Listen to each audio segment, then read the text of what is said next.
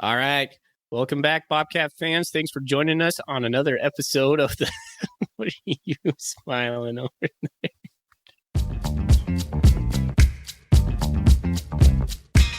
Welcome, everybody, to the R&R CatCast, a fan-based podcast focusing on Montana State athletics. We're two dudes named Ryan from the state of Washington talking about our dear Montana State. We hope you enjoy.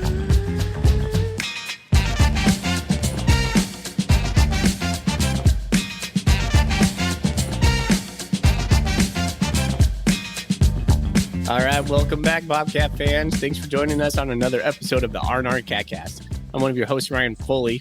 Across the state's my good buddy, and your second host, Ryan Thornburg. We are the Ryans of the R&R CatCast, the Montana State affiliate of the Big Sky Podcast Network. And we're happy to be here. We're going to talk some defense tonight. Thorny, how you doing, buddy? I'm doing great, man. It's weird recording at the time that we're doing it. It's currently 6:15 p.m. We usually record around 9:15. There's daylight coming in the window. It's weirding me out. I don't think that we have recorded before 8 p.m. once. Maybe an instant reaction show we might have started at like at 7:45 or something. But this is the earliest I believe we've done it once. Yeah. It's a dangerous time to record because our kids are going to be busting through the doors anytime. Yeah, my son was I'm just counting on that. just belting out, "Who let the dogs out?" in the other room, and it's like you didn't hear it, but I started laughing. So I hope nobody hears all the nonsense, but we might hear some craziness in the background. It's just gonna happen. Yeah, my wife is out with her girlfriends.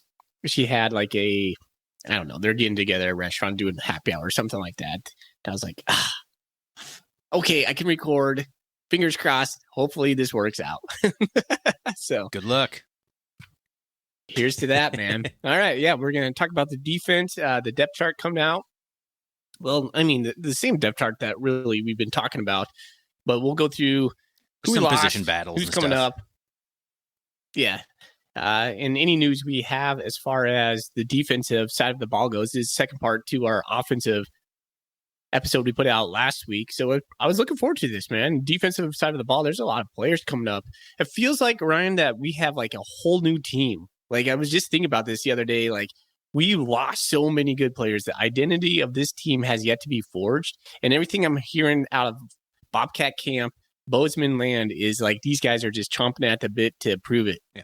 Shout out to Alex Eshelman. I think she's basically the one feeding most of the information about the vibe around camp, the culture. She's the one doing most of the reporting. So shout out to Alex, because she's the one getting me all hyped up about the identity of the team and the culture. She's the one putting it out there, so appreciate it.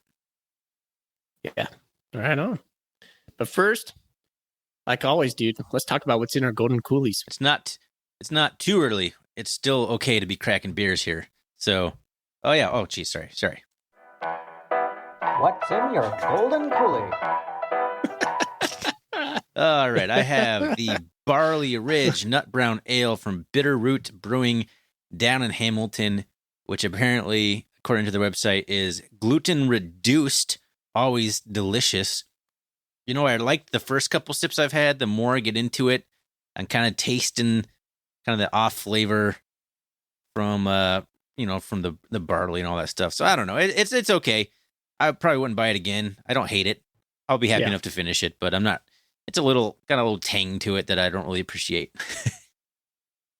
Yeah, you don't want a tang in a nut brown ale. So that brewery, Bitterroot, one of my favorites in Montana, by the way, they have, years ago, they used to put out a beer called the Blown Out Brown, just like paying homage to springtime when the rivers turn chocolate milk and everything just gets blown out, right? The spring melt off happens, and it was delicious.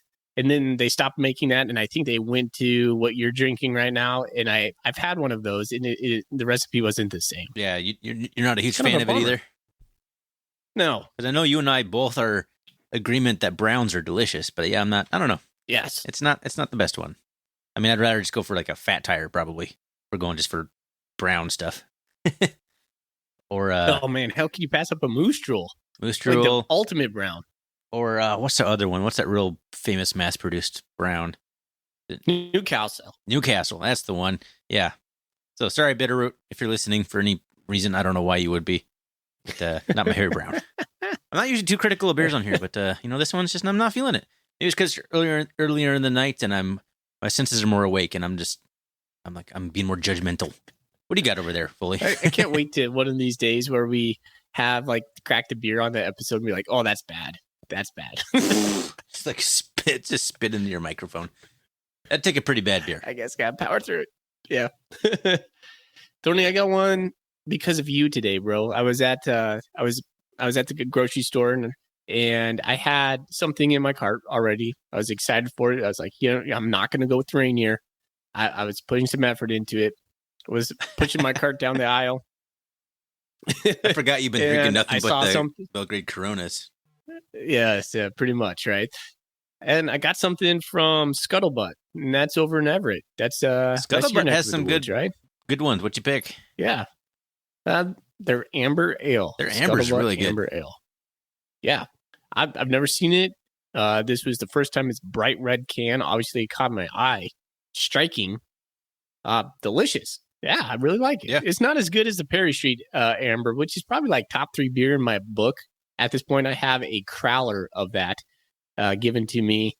It's in my fridge, but it's pretty good. I'm not going to lie. It's not bad. I'd put the Scuttlebutt's Amber like one step above like Alaskan Amber. Yeah. Right in that same kind of same area. Like Alaska's good, but I think that the Scuttlebutt's a little notch above it. So for like a mass-produced, easily accessible beer, I don't know if it's available outside of Washington, but I've had it before. It's pretty darn tasty. It's a good amber. Mm. And a cool name, Right Scuttlebutt Luggett. Yeah. What, is that the brewery's name, Scuttlebutt? Because Yeah. I've seen it on the cans. I didn't know if that... Okay, cool. Yeah, it's Scuttlebutt. Well, before we get into the defensive stuff, I just want to give a shout-out to Lance McCutcheon for just balling out 2 days ago. Woo! Shout out to him. Like, amazing, right? Like, I was glued to my phone just watching ESPN updates drive per drive. I couldn't see that. It was on like NFL Network. I don't know. Did you watch the game? I was at the fair. Yeah. I was at the state fair. Yeah. And then there's the interview thereafter with Daniel Hardy and Lance McCutcheon. It's just so cool, the vibe that's coming out of LA for Montana State. Those boys rocking over there. Still Daniel Hardy. I tried to look a little online today to see how Lewis Kidd did. I saw Trey Webb get some stats. Kevin Cassis had like 1 catch for minus 10 yards. So I don't know if that was like behind the line of scrimmage. I don't know. And then Trey Anderson didn't play. I don't know if he's nursing an injury over there. I think but that kind of gave me a little bit of a wincing. That's not good, man. Hammies are hard to come out of. So, but that's pretty awesome, man. Hold my breath for Troy. I was so excited watching Lance McCutcheon highlights and like all the social media push from the Rams Twitter account, which I naturally follow because I am a Rams fan. So this is like doubly cool for me. It's good exposure. It's good press for the Bobcats. Like it's good exposure for Montana State University. It's awesome, man. Like it's just a preseason game. So it's not like as big as it would be if this was happening like in a week 6 game against like Kansas City or something. But it's pretty awesome. It's pretty awesome getting that out there. And it's a cool feeling being an alumni and a fan of a team, where there's players that you're an alumni of the school that are playing for your favorite NFL team. It's pretty cool. Like I can see how it'd be pretty awesome if you were like an Eastern Washington fan and just watching Cooper Kupp just tear it up all the time. Like that'd be so cool. Like we've had some, Bobcats in the NFL, but nobody like dominant for in our lifetimes anyway. So that's pretty cool to see Lance McCutcheon do his thing. That first touchdown he caught, quintessential. Somebody said it was like. Yeah, it was a quintessential Lance ball. And somebody said, well, that's a 50-50 ball. And then somebody on Bobcat Nation goes, no, that's like an 80-20 ball for Lance. And I was like, that's such a good line right there. Yeah, it's an 80-20 ball. That is an 80-20 Lance. I mean, 50-50 for normal wide receivers, sure. Yeah. And then it even looked more impressive when you saw like a still of it. The Rams put out like a picture of it. Like he like reached basically over the top of the falling down defender. The that was a hard catch. And that's one thing that, to note on this is like it's one thing to have like a good preseason game where you have 2 touchdowns, there's blown coverage or something like that. The 2 touchdowns Lance had were real man touchdowns. Like both of them were just physical. Like that's the plays that if you can make that in a real season, you got a chance to stick around the team. They weren't like he just happened to be wide open sitting in the end zone by himself or something lucky like that. He earned those. So that could go a long ways to him making the roster. In the end zone, I think on his first one, I saw JJ Koski from Cal Poly give him like a high five. I was like, holy cow, they got a lot of FCS Big Sky flair on the Rams right now. Yeah, Koski's been kicking around for a couple years in the practice squad. I don't think he's ever made the 53 man, but he's hanging around. Oh, okay. Yeah, that's kind of funny. Probably the only guy in the NFL from Cal Poly is a wide receiver from when they were triple option. Like, that's just kind of hilarious. Man. So now we have to replace all those guys we just talked about. I mean, you lose guys like Troy, Hardy, Williams, Benson, Webb. Those are just defensive players. But then you think about Lance McCutcheon, and next year we'll lose Afonso. I mean, guys that are define your program, right? That's like the biggest. One last thought on McCutcheon. Yeah, go ahead. Was I kind of was thinking, I was like, I wonder if Jeff Choate was kicking himself a little bit for not using him as much as we probably should have. See, I honestly don't think Lance was really ready for that kind of season, at least not until he was a junior. Well, he wasn't physically there. I mean, it took some development. Like, plus he was behind two other guys that are in the NFL right now. Kevin Castis. Well, I guess Travis Johnson is not in the NFL anymore because of a little mishap that he had on the personal side, but he was in the NFL. He was behind two NFL receivers. Like, the Bobcats have had That's a good point. Amazingly good receivers for being a completely run-oriented team. So, I mean, who's Lance getting touches from when Travis Johnson and Kevin Cassis are on the field? or before that, like a Mitch Herbert, or, you know, there's been a good lineage of wide receivers. Lance has come a long way from like a scrawny, athletic, raw freshman to the man he became that senior year. Yeah, he's full-grown man. So buy or sell, Lance makes the 53-man roster. So as a Rams fan, I have like more intimate knowledge maybe than other people. Just like, you're like, oh, get him a spot. Well, you have to start thinking about, okay, well, who gets cut? And that's where you really start to think about it. I think I will buy it. I think he will impress Sean McVay enough. I think the Rams could potentially add 7 wide receivers, and I think there's a couple guys on the outside the top 5 on the Rams roster who, you know, might not get their contracts renewed. So it's possible, unless they re-sign Odell Beckham Jr. Then he's toast, which I don't think the Rams will. You got to think like this week has got to be a big week for him, like another prove it kind of deal. So if he keeps doing that, man, right? I think the Rams will put him on there just because if they put him on the practice squad, I think they'd be afraid someone else would snag him. That's kind of what you have to do. Yeah. If they don't want anyone else to take him, they got to put him on the active. It's a lot of work keeping up with these Bobcats in the pros. I mean, you're looking for stats all over right now. It is awesome. It really is a lot of fun. So, well, good luck to Lance and Daniel out there in LA, and Trey and Troy over in Atlanta, and Kevin in Seattle, and Lewis in St. Louis. Look at all those Bobcats in the pros. Love it. Not St. Louis, New Orleans. No lie. My bad. Yeah. All right.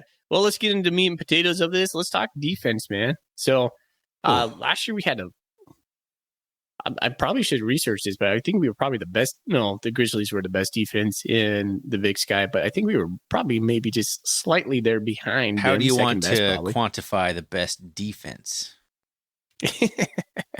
Yeah, I'm serious. Like, is it points per game? Is it? I mean, there's lots of ways you can look at it. Yeah, there is a lot of metrics that go into that. The Bobcats had the best scoring defense in the entire Big Sky Conference last year, better than the Grizz. We did? Mm-hmm. Nice. That's good stuff. Even after giving up Freddie Banks 28 or whatever in the title game too. Yeah. We lose Freddie Banks, and Freddie was we didn't know much about him coming in last year, but by the end of the year, I was like, man, can we keep that guy? Freddie Banks is a rising star. He is. He will be a head coach. He's a hell of a coach. And he's like one of those guys, like, you look back, like, we were lucky to have him for 1 year. Oh, yeah. And now we have Willie Matt Garza, who's had a cup of tea with about everybody, but most notably, recently, USC, he's a defensive backs kind of guy. Like, he comes from the same North Dakota State tree that seems Vegan is just like populating our coaching staff with. So I don't think what we'll see from him will be all that different as far as scheme goes, because I think they do what they do. We might have a couple new wrinkles in as far as pressures and whatnot, but the terminology is going to be the same. As far as the players are going, you got to think that's going to be really nice for them. Like I was thinking about not Justin Udy, Taylor Housewright. Like as far as the offense goes, like having Taylor Housewright for the second year. Like when's the last time we've had the same offensive coordinator? But to have like a Willie Mack to come in after Freddie Banks, well, at least he's going to have the same terminology. He's under that same tree, and from what I've heard, Ryan, players really like Willie. Like they say, he makes it fun. He's a really knowledgeable guy. He teaches them well. He's a good teacher. What are your thoughts on Willie? I haven't really heard all that much about him. All the content that I consume, I haven't really actually heard a whole lot of talk about Willie back there. I listened to, what was it? Nuanez Now. They're interviewing Nolan Askelson. I think he talked a little bit about Willie Matt Garza, and just like mostly how the defense will largely be the same with a few new wrinkles in there that'll help him out, I think, is something like Askelson said. But other than that, I haven't really heard about if the players like him. But that was exactly how it was with Freddie Banks. Remember last year we were like searching for like, what do people think about Freddie Banks? And there was like hardly anything about the guy anywhere. Like no reports about how the defense is looking, or in terms of like scheme, or do people like Freddie Banks? And all of a sudden he's like the best defensive coordinator we've had in quite some time, I think. So I don't know. I'm excited to see what he can do. I trust Vigen. It's good to have a guy who's ran the same system, who's worked with Vigen before, comes from sort of that NDSU, that same kind of coaching tree, I guess, that Freddie Banks came from. I think they're from the same coaching tree. So I think that's just good for continuity, if anything else. Yeah. I like that. They'll probably have the same calls. In the way we practice, this keeps coming up in this fall, this double rep practice, the splitting of the fields. These guys are getting reps as the starters are, right? The junior, the JV guys are getting the same reps as the varsity guys, essentially. And so if and when a starter goes down, those backups are ready. They know the terminology, they know the plays, they know what looks they're getting. So that's something to be like, put that in your pocket and think about that through the season, because I think that's going to come up more and more. For sure. Well, what are some of the other big headlines besides the defensive coordinator change? What else you got? What else you want to talk about? Or do you just want to dive right into the personnel stuff? Yeah, just acknowledge again that we lost Troy, and we're not going to try to replace Troy. And then Bobcat Front has said very, very hey, we're not going to replace Troy. We're not going to try to replace Troy. Yeah, we can't replace Troy, and that's good. They know that. Replacing Hardy, Amandre Williams, Chase Benson, Trey Webb seems like a tall task, and it really is. And we'll get into let's start just getting into the guys that are going to be the names that are going to replace him. Let's go down. Let's do this. Let's talk defensive line, linebackers, corners, and then safeties. Sounds good. Each level. All right. Go back to levels. It all starts up front. Right, that's the most important position group in football, really. The lines, offensive line and defensive line. You're not going anywhere without at least a competent one of each. And man, it's going to be tough to replace Chase Benson, who got his accolades eventually. Daniel Hardy, who's obviously getting tons of accolades right now, and while he was a senior at MSU. And then Amandre Williams, who was honestly pretty underappreciated that senior year of his. He was able to do a lot of things with his athleticism, I think, that went unrecognized. But we got a rising star. I think that's pretty clear based on his preseason all-conference pick in Brody Grebe. Probably starting at the defensive end, I believe. I assume at the strong side. Let's do that. I think he's going to be the bigger of the two defensive ends. You got Blake Schmidt, I think, is going to start on the interior. Is that right? Before I even go too far here. They have, Blake Schmidt is who I'm looking at the summer depth chart, which who knows, that might be changing. But I do believe Blake Schmidt will win the job there, 6'2", 288. Next to him, I think probably going to be the biggest riser, if you want to talk about a breakout player type guy, Sebastian Valdez, 6'3". This says 278. I thought I heard he's up to like more closer to 290. Yeah, someone said he put on like 30 pounds or something. Yeah, there's an article like 20 pounds of. He looks good too. Like I've seen videos of him. It's not like a big, he's still lean, all lean as all get out. So 6'3", between 280 and 290, we'll say somewhere in there. And then I think it's going to be Ben Seymour on the other side at the other end position. A guy who's played some snaps, been hurt on and off, but got some ability as a pass rusher, in particular, 6'2", 235. So I think that's going to be the starting defensive line. But as we know, under Vigen, plenty of other guys are going to get opportunities besides those, quote, starters, quote. And that'll be the secret to our success. If we can roll out probably, 10 defensive linemen or, guys on the front there, we're going to need them all. Do we have 10? To go to the length that we want. Yeah. You think we got 10 guys that can roll in and out right now? Well, probably close to. I mean, we got guys that have a lot of playing time there behind him. So Blake Hill is a guy that is on the interior that's going to back up Blake Schmidt. He was a guy that we saw last year. He's a junior. Blake Schmidt and Sebastian Valdez, those are the guys that you're going to hear for the next couple of years. Sebastian Valdez is going to be an all-conference kind of guy. Blake Schmidt's probably got that in him as well. And I to me, like Valdez, when I was looking through the preseason stuff, he wasn't on any like preseason Big Sky all-conference.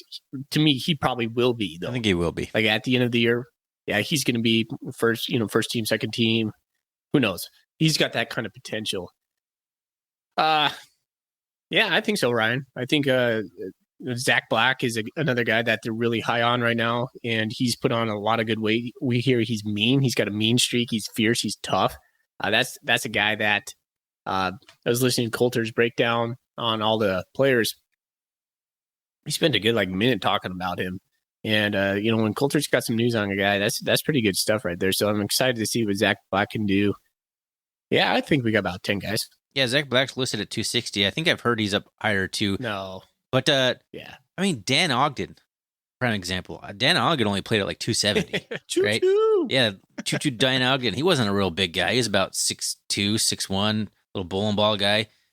So, I mean, if you're coming in and all you got to do is go high energy and then you can come off the field, that's where guys like a Zach Black can come in, just be an animal, and then they take him off. Because we're not asking anybody to play stem to stern on the defensive line. No. So I think we got a good core there. And then at the other two defensive end spots, I think you're going to see probably a lot of Kenneth Iden coming in. He might be a kind of the Amandre Williams mold, where he can kind of go inside or outside at 6'1", 250. I think he's got some capability for both of that. Kyle Rigg, I don't know his status. He was injured at the start of camp. I don't know if he's fully healthy, but he was the starter last year at Wyoming. Yeah. For 2 plays. Mm-hmm. But he's 6'5", 274, 280, somewhere in that range. So he'll be a guy that could plug up the middle as well. And then I've heard good things about David Alston in terms of his development when he came in.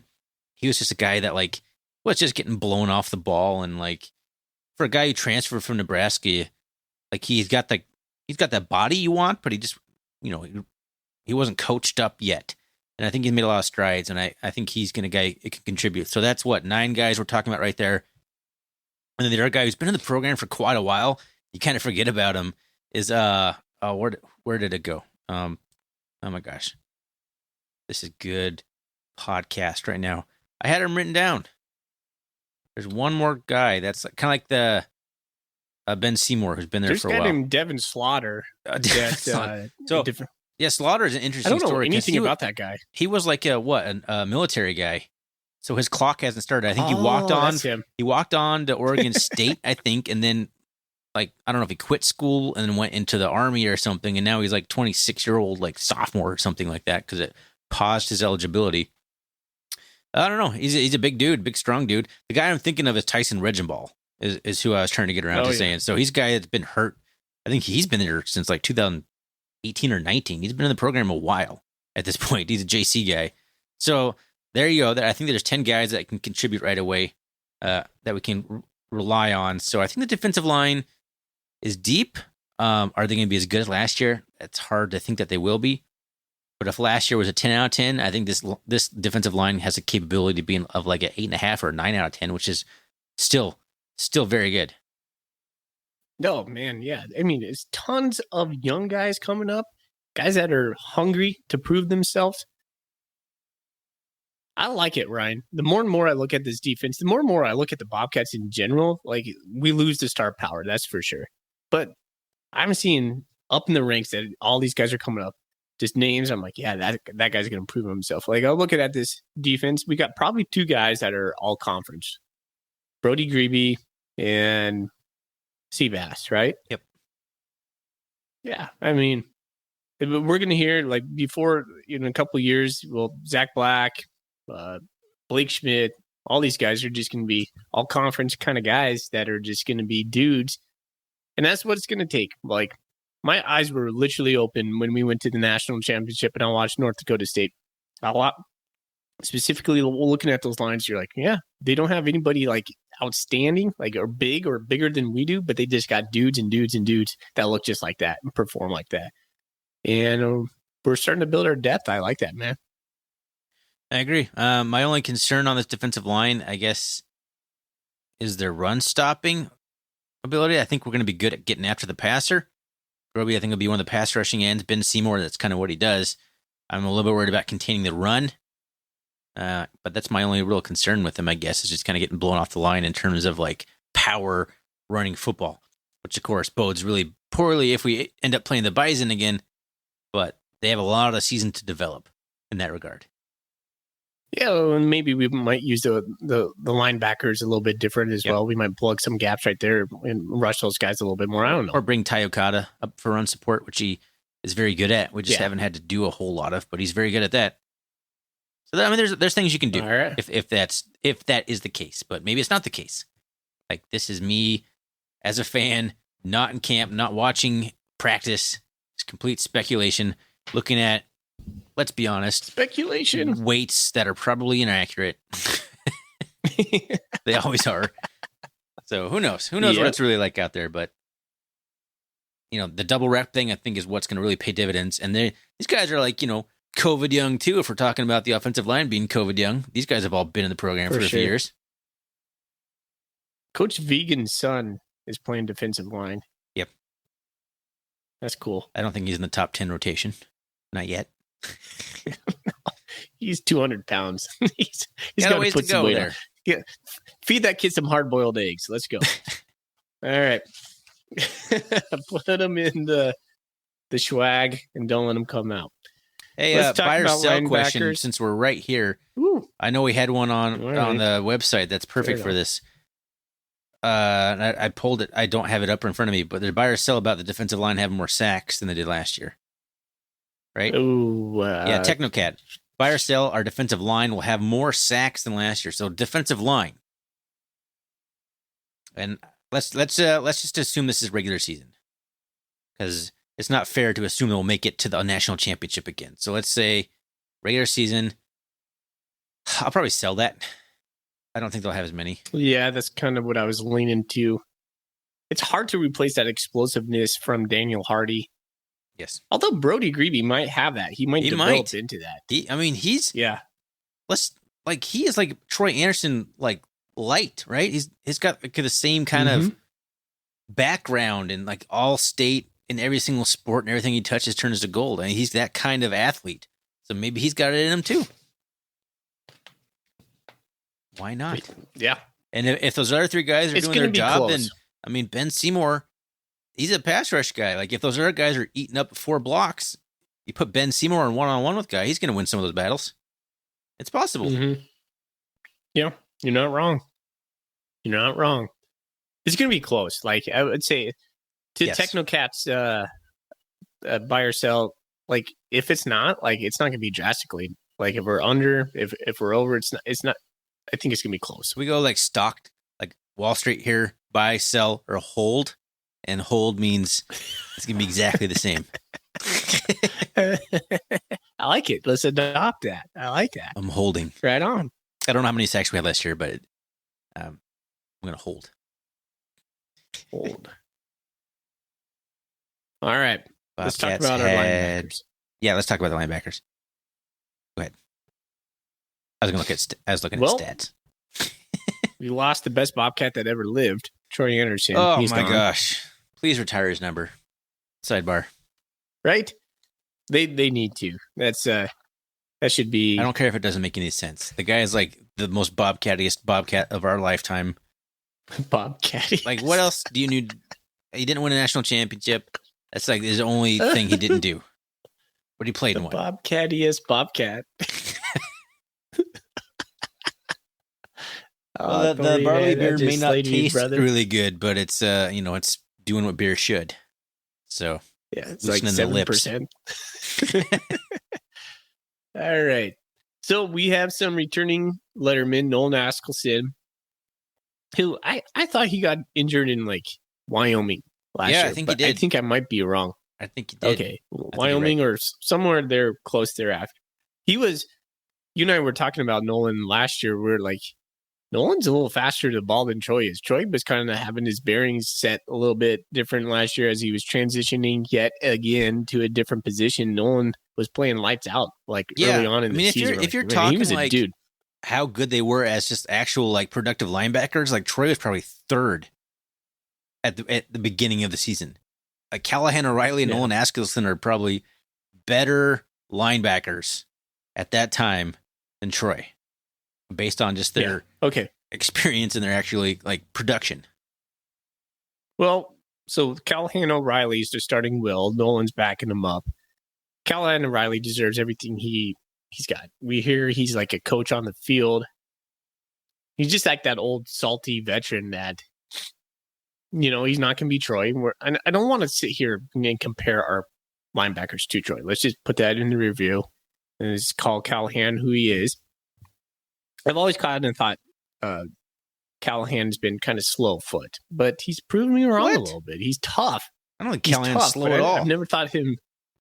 Well, that's maybe it's just me, but I've never been like super high on his speed He or housed a quickness. fake punt for like 70 yards. Was that him? Yeah, Northern Colorado? that was like 2 years ago, Choate? like 2019. Yeah, Is that him? he was like in the Yeah. up back, position, and he did. I don't think it was Callahan that did that. Oh, yeah, I don't know. come on. Someone get at us. Are we wrong? Who did that? It was somebody else. It was someone else. Anyways, yeah. So Callahan O'Reilly, Ryan, he was second team all conference. I should've I believe so. Yes, I don't have that information in front of me. I Yeah, should have. Would preseason have been a smart second thing to team. do. But yes, he's preseason all conference, not first team. Okay. All right. Well, replacing Mike, let's move on over to the guys who are replacing Troy. We have Danny Lalakipa. Hopefully I say that right. I heard you're supposed to pronounce all the vowels when you see like an Islander's name.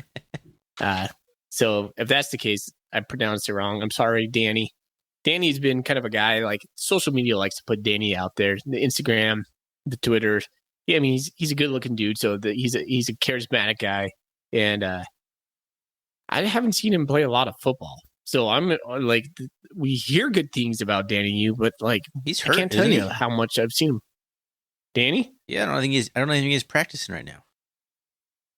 I'm not sure. I saw him in like an Instagram post the other day. No, he's got pads on. Is he? Because he was hurt in the spring game. I know that much. I thought he was still like coming back. Yeah. Maybe he's back now. Maybe it was. Anyway, yeah, we haven't seen a whole lot of him. Spot duty here and there, but guy's got a ton of hype coming out of a good program and a good football area over here in my neck of the woods down in like south of Seattle. So excited to see what he can do. I think he'll be the starter. I think he's listed on the depth chart as a starter.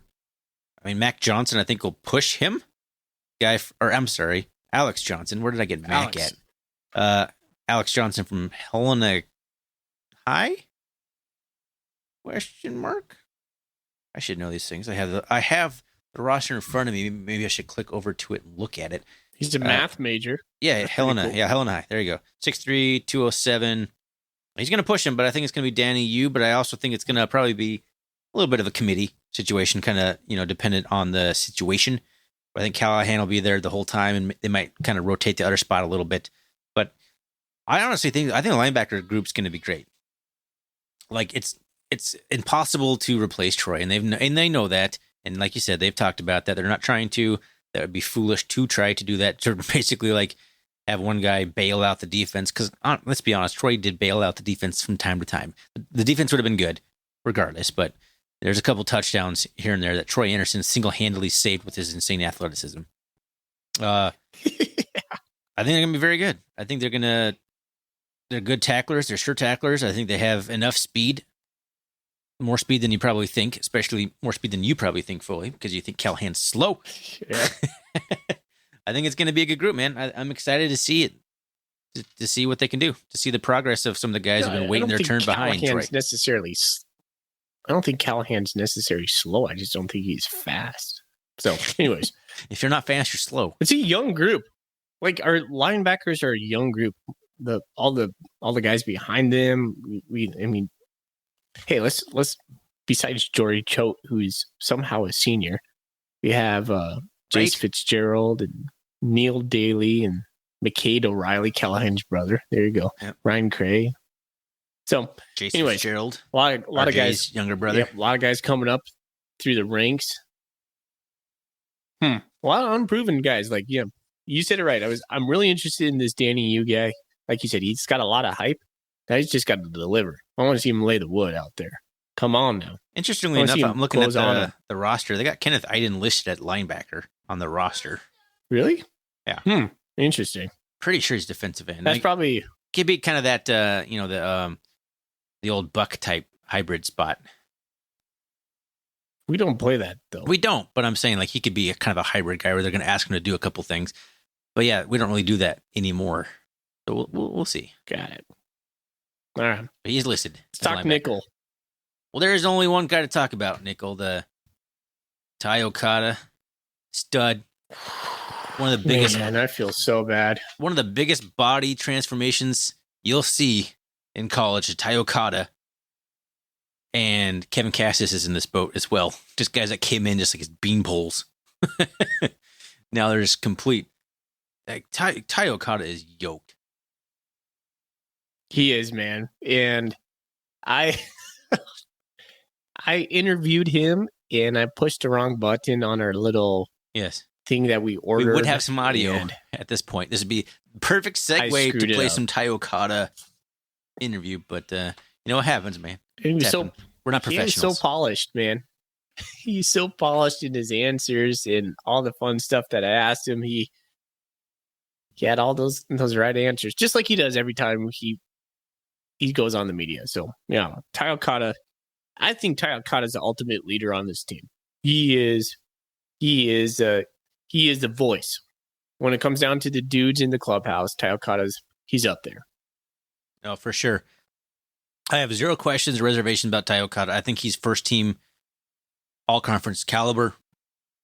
I think he was third team preseason, which is good to see him get on that list. I don't think there's anybody else in the conference I'd pick over Ty Okada, especially the other similar player over the hill. The only thing I have about Ty Okada, number 37. Yeah, the new number 37, Robbie Houck, everybody. All right, we weren't going to talk about it, but here we are talking about it. The drama going over to number 37 over Missoula. It's so shady, dude. I hope it tears the whole team apart. If you don't know, we'll give a quick recap, and we're going to push on from this. Number 37, legacy number over in Missoula. Jace Lewis wore it last year. He passed it down to Marcus Wellnell. Then they announced, Jace announced it on Twitter. I think Marcus Wellnell announced it on Twitter. The Grizz Facebook and all, like they put pictures of, I think they photoshopped number 37 onto Wellnell and they started pushing out all this stuff. Fall camp starts in Missoula. There's no number 37. When asked about it, Bobby Houck just said, "Oh, well, I'm not really qualified to comment at the time. There's more consulting that needs to be done." Which, in my opinion, and this is we've heard this. We've had we do have some sources here and there. We don't usually talk about anything like that, but a few sources I've had confirmed the initial suspicion is that Bobby wants his little kid to be number 37. I'm not confirming that. That's just a complete rumor. Please don't come at us, Grizz fans. But there's some drama. However you want to spin it. Confirming it. However you want to spin it, it's drama, and I hope it tears that locker room apart. I hope we have a schism. You remember that whole Brett Favre, Minnesota schism thing? If you're old enough to remember that garbage. Schism. Tearing me apart, Bobby. So anyway, Tai Okada. I love it, man. It's The only downside to Tai Okada is he is a little. What do you like to say? Guys who get injured. yeah. That's the whole thing. I'm like, Yeah. fingers crossed over here, dude. So let's talk a little bit about. Yeah. I'm hoping he's healthy, and I Yeah. think he can be healthy all season. But he's gonna have to come out at some point, I'm sure. Who backs up Tai Okada at the nickel spot? Tyrell Thomas currently injured at the start of camp. I don't know what his status. Lavelle Price Jr. is. So you think he is a nickel? I know he's listed as the nickel, but do you think he is a nickel? Yeah, I do. I mean, he weighs 1 less pound than Okada according to the depth chart, and he's 3 inches shorter, which just means obviously more muscles, right? I like what I've seen of Lavelle Price Jr. I don't know if he's. I've liked what I've seen out of coverage. I don't know if I've seen him tackle a lot, because you got to tackle a lot in MSU's nickel system. Yeah, that's where Ty gets messed up. Is he gets his nose in the box and he dives at the legs and takes down these guys behind the line, and he's messing up his collarbone. Yeah, I don't know a lot about Lavelle. Like he's a junior. We haven't seen him play. Is he already a junior? Yeah, that's how it works sometimes, man. You got these guys that are hyped up freshmen, and you pay attention to them, and all of a sudden they're juniors and they haven't played at all. I'm like, how did this happen? How old am I? Yeah, I like the nickel position. It's probably one of my favorite positions on the football field, honestly, because you can do a ton. You're asked to do a ton, and you can be a vocal leader like Ty is. It's an exciting position to watch. My eyes tend to go to the nickel position when we play football. I watch, who would have been a really, really fantastic nickel? Troy Anderson. He kind of was. He kind of was. They asked him to the way they played him at Mike. He kind of was. He was like the dime essentially. Yeah, but imagine him having to do that without having to be taking on any offensive lineman blockers. Just complete freedom to run. And that's what I think the Falcons should use him as. Yeah, I honestly don't even know what kind of defense the Falcons runs. I think it's a 4-3. It's pretty traditional in the NFL. But I'm pretty curious to see how they use him. Well, we're set at nickel. I think regardless of who comes in back up, I hope Tyrell Thomas comes healthy, because I think that's kind of his natural position at this point too. He's been here a long time. Replace him? What's that? Last year, wasn't Rylan Ort the guy that replaced Ty on the nickel last year? I think Ort did come in at the nickel spot. Yeah. Let's move on to cornerback. Devin Davis is listed over James Campbell. I kind of don't want to. Why? Because that's a lot of dudes we have quarterback. Like, we have a lot of talented dudes. I don't know how we're going to make sense of this. Well, I guess let's you and I project who I think is going to start. I think Simeon Woodard's obviously got that corner spot locked down. 5'10", 170, sophomore, one of the fastest risers on the team last year. I think he's primed for a great season. Love the way that guy plays. Plays way bigger than 5'10", 170. He's a hard hitter. He plays with a lot of tenacity. Gotta love a guy like that. Their spot, I think, he's got the attitude. Yeah. He's got some swag, some of that Texas swag. He's a Texan, right? Yep.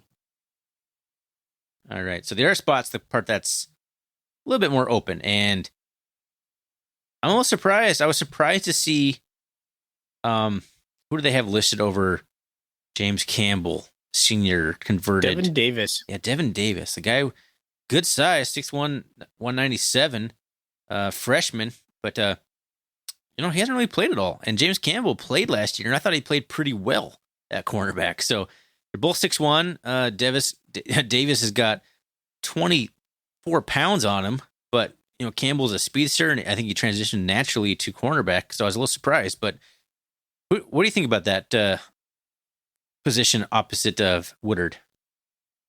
It's hard, man. It's really hard to think about the corners, because you and I get to watch the spring game and whatever game's online, right? So I feel like when we last watched Bobcat football in what's the spring game that we have? What's it called? Sonny Holland Classic or something Sonny like Holland that. Scrimmage. Yeah. I just write so many notes. I'm like, man, there it is. That guy's looking good. That guy's doing a good pick. Oh man, that guy has a pick too. I was just like, holy cow, there's so many corners. Miles Jackson, Devin Davis, all these names that like I feel like I know a little bit about, but that's really it. I know a little bit about a lot of these guys, and it feels like they're all like dudes. You're like, you hear good things, like, wow, that guy's gonna be a good player. Look at him, he's rising up on the depth chart. I gotta see him play, Ryan. I gotta see him play. Yeah, I don't actually remember Devin Davis too much from the scrimmage. I know he played, and I'm pretty sure, it doesn't ring a bell to me. I mean, the guy who, thinking back on it, that stood out is obviously Drew Polidor, the transfer from Air Force, who had 3 interceptions, all from John Chambers, 2 or 3, I can't remember. And he's been a little bit hampered. And I read tucked away in a Skyline article was that Drew Polidor is in the mix at safety. So I'm not even sure Polidor is at the mix at cornerback at the moment.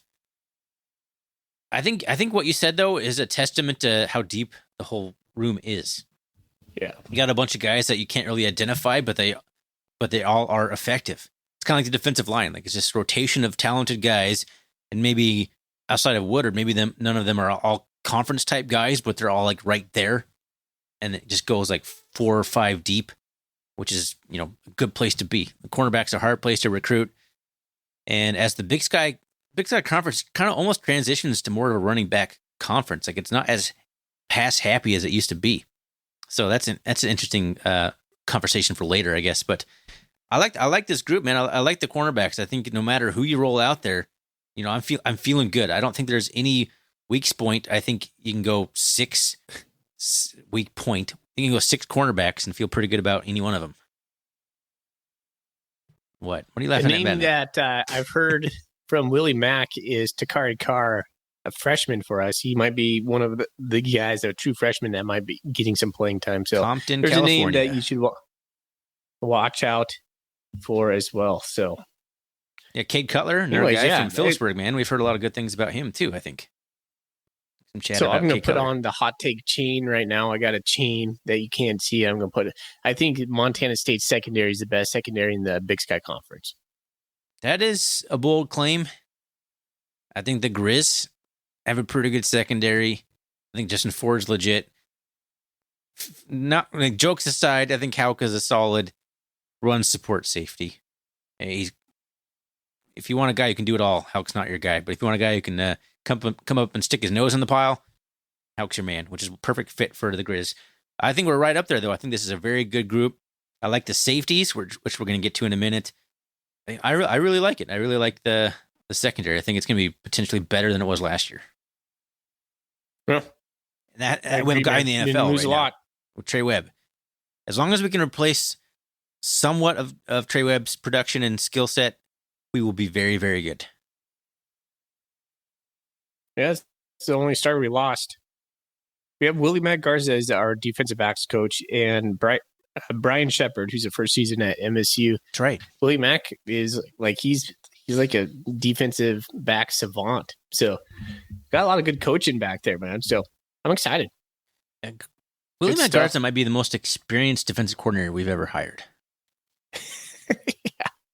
Usually there's 2 ways it usually goes in the FCS. You get a guy who's like 23, who's coached for like 2 years, or he was your linebackers coach last year, and they're like, all right, you're defensive coordinator now, buddy. Or you get a guy who's on the very back end of his career, which is probably more of what Willie Mack is, but he's got a lot of stops, a lot of experience, and he's coached a lot of talented players. He's been at some big time programs. We'll see what he can do with that secondary. But you know who I'm excited to watch? Who guy who's pretty funny on social media? Jeff Manning. Jeffrey Manning. You always tell me which way he prefers. I forget. Jeff. Is it Jeff? Just Jeff. Jazzy Jeff, right? That's his Twitter handle. I can't remember, man. But either way, not on Twitter so much anymore. That's right. You're Twitter absent. Jeff Manning, 6'1", 197 pounds, senior, transfer from Oregon State, had a great year last year.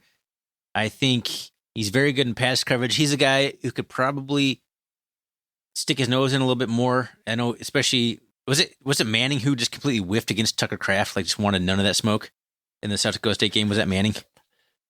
Who would want? Not that I blame him. Don't get me wrong. Tucker Guy's Kraft only would a kill junior you. this year. He was a sophomore last year. Are you kidding me? I thought he was a senior. Well, the guy he didn't look like anybody I've ever seen. No. Unreal. He's like an offensive lineman who has like 4.8 speed, which 4.8's not slow. Like you think 4.8's slow, but 4.8's gonna, when you're 290 pounds, is plenty fast. I don't know how much he weighs, but it looks like he weighs 290.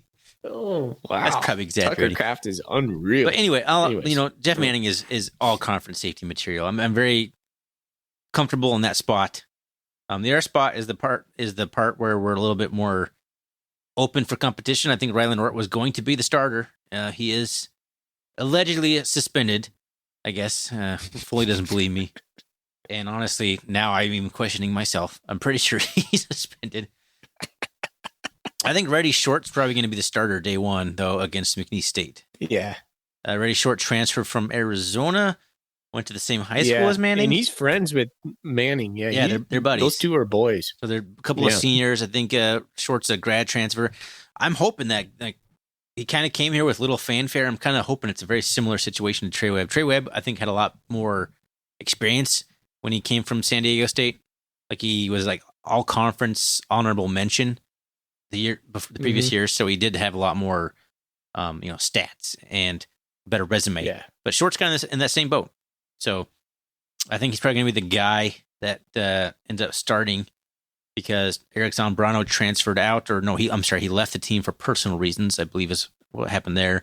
And if Ort's suspended, can you rejoin the team in the middle of the year? For NCAA reasons, if he officially left, I don't think so. Yeah. I think I'm sure there's a way they could have done it in a situation where he could have returned, but maybe not. Maybe I don't know. I don't understand the rules there. Yeah. But yeah, it's either Reddy Short or Kendrick Bailey, who's been with the team for a few years, or what else we got there? We got Tyson Pottinger and Eli Abbey would be the only other guys. I guess Connor Ryan we've heard a lot about too. So I mean, there's a few options, but nobody proven. So this is going to be the biggest question mark in the secondary is replacing Trey Webb. I know Montana State wants Jeff to speak up a little bit more, to get a little better with his communication as far as his leadership goes. So you're going to be leaning on him. I think you're right, Ryan. Reddy Short, Jeff Manning, those are going to be your free safety, strong safety, day one. How do you feel I also think losing Rylan Ort for those 6 games, as you said, that's Ryan Thornburg saying that, not Ryan Foley, hurts. Rylan Ort he's an up and coming, like all conference player for us. He might not be that this year as a sophomore, but junior, senior, he's going to be developed into one of those type of dudes. But get Ryan Ort back right around, I don't know, Cat Grizz time. A week or two before Cat Grizz time, get his feet wet. That's good stuff right there.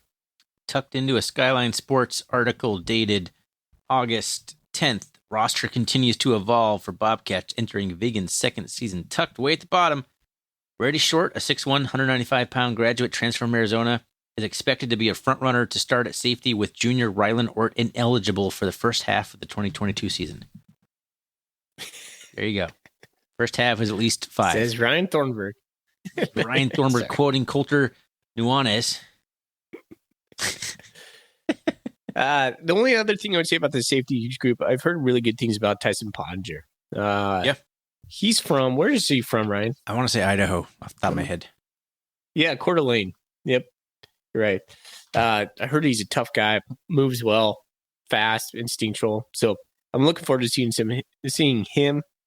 I was really looking forward to seeing Zambrano as a safety. He put on a lot of good weight.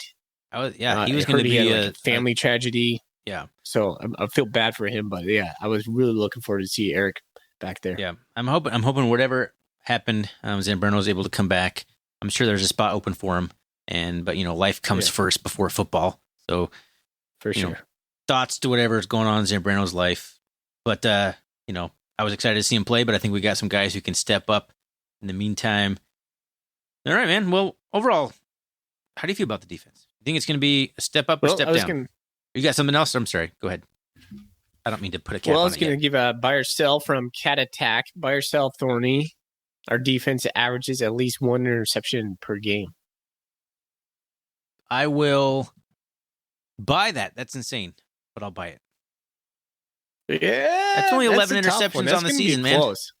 Only 11 Yeah. interceptions. Well, it depends on how many games we play, right? So I was thinking True. 15 again, but I'm gonna sell. That's a lot of interceptions. That's a lot of That's a lot. interceptions. Yeah, that's a lot of interceptions. So sorry, Cat Attack. I'll sell that. I would like to buy it, but I just don't think that's So, feasible. what if I told you last year we had 18 interceptions? we did. Yeah, I'm looking at the stats right now. No, It's a lot. makes me want to change mine. Yeah, I could see us doing the buy. I can see us one per game. I One mean, per- if it's an average. That sounds right around, I think that's probably accurate, right around one per game. Because, yeah, what So, did we yeah, play, like, if we 15 pick- games if last we year? have like three against like Morehead State or something. Yeah, exactly. You know, or Idaho State. Yeah, I think it's feasible. Yeah. All right, I'll buy. That's There you what go. I like. Wishy-washy fully. Wishy-washy. I talked you fully. into it. Is there any other buy or sells from Bobcat Nation related to? We have some that are overarching questions that we can probably save for another time, although there's really no more time left. Our next Nope. episode's going to We're probably pushing be our the hour. Oregon State preview, which we have a podcaster lined up from Oregon State from one of their fan podcasts, so that'll be fun. But any other questions you want to answer? Nice. I think no, I don't think there's any questions I need to answer or want to answer. I'm looking forward to the defense, man. It's a bunch of young guys. I think they're highly motivated. Like you said, Alex Eshelman's been feeding us some information saying that the vibe around camp is positive. These guys are they're hungry. And I cannot wait to see him play football. Me neither. You and I just talking about this stuff all the time. Like, we just need to see these guys No. on the field. I mean, Holy we smokes. do these episodes because, they're kind of what you do. We kind of have to. They're not, our cup of tea. Like, we're not there. All of the stuff we're fed is like secondhand information, like from people like Alex Eshelman or Coulter Nuanez. But they're fun to talk about. But I just can't wait to actually start recapping some games, because that's the whole reason we kind of started this podcast in the first place. And that's what we're here for. Yeah. That's the fun part. Yeah. All right, before we get out of here, man. Foley didn't want to talk about this. I'm going to talk about it. Specialists. I think all three guys made all conference team, didn't they? Tommy Sullivan, long snapper, Bryce Layton, the punter, and Blake Glessner, the kicker. Did they all make it? Maybe Glessner didn't. I know Layton Yeah. and Sullivan in some did. sort of, first, second, or third. It's They crazy, did. man. We got like You're three right. sophomores right there, and they're all just going to get better and better. I mean, that's the perfect world. You find a guy who can kick or punt, and you keep him for 4 years. That's perfect. And the MSU's been really You're right. fortunate in that regard, where we've had just 4-year guys, like one after another. Like, what did MSU? I think MSU only had two punters in the 2000, or I'm sorry, two punters in the 2000, and three punters in the 2010s. Like 10 years, we had like three punters. Name them. Let's see. We had, oh my gosh, Rory Perez. We had, I think the end of it may have been, was that Eric Fisher? Was he, or was that before? Was Rory Perez our punter? I Yeah. thought he was just a place kicker. Oh, Well, he was both Okay. for a little while. Yeah. He was doing both. And then it's gonna drive me crazy, the roll kicker guy we've had the last few years before Bryce Layton. Jared Guy Padmos. that won the. Jared Padmos. Yes. I couldn't think of his name. So yeah, why I Perez was asked 4 you. years, Padmos was 4 years, and I can't remember who was before him. It may have been Eric Fisher, but that might have been earlier than 2010, though. That's going back a ways. Yeah, let's go back. I think he was a Kramer guy. So we're going a little ways back now. But yeah, I'm excited to see Stones Glessner coming out for his sophomore year. I do want to see, the only thing I have to say about this whole thing is Glessner, kind of faded a little bit down the season. I think he'll get it back together. He's certainly very capable. Bryce Layton, I do want to see a little bit more leg out of him. He didn't allow a lot of return yardage, but that's because he only punted the ball about 40 yards in the air half the time. Other than that, no critiques here. I'm overall, that's a really good group. Tommy Sullivan, I think, is nailed down that long snapping position. I'm very confident in him. good group. Well said, brother. Cheers. Cheers to that. We got nothing to be worried about there. There was such a dark age in MSU for like kicking in like 2000s under Mike Kramer. Like we had such bad field goal kicking there for a while. We're going off a tangent here, and I'm sorry, but anyone who remembers that time frame, there was some. Every time a guy went up to kick the ball, you were just like, you have no idea if it's going in.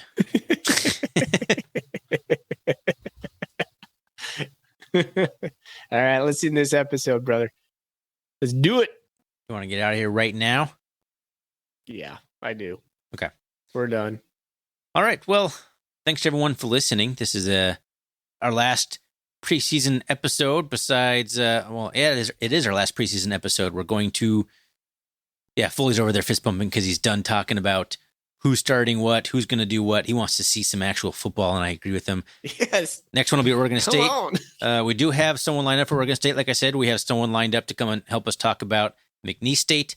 Did I say Oregon State? That's not the first game. McNeese State's the first game. We do have someone lined up for that, too. We have someone lined up for Oregon State, and we have someone lined up to come on the show and talk about, who's the other one? Help me, Foley. Ryan. I don't know. You've been doing all that stuff. But to our viewers, we are going out to Oregon State, to Portland. Yeah. We're flying out to Portland. I'm flying out to Portland. Ryan and I are going to be in Portland. If you're going to Portland and want to hang out, to just give us a little buzz or send us a private message, he can contact us in all the ways Ryan's going to tell you here in a moment. But we would love to meet you guys. That's always so much fun. Yeah, let's set up a little get-together. That'd be a lot of fun. Mm-hmm. You can reach out to us on Twitter, probably the main spot, RRCatcast, Instagram, RRCatcast. That's kind of Foley's department. I'm more of a Twitter guy. You can find us on the web, rrcatcast.com. You can shoot us an email at rrcatcast@gmail.com. And Foley, let's get out of here, man. Go Cats. Go Cats. Go Cats.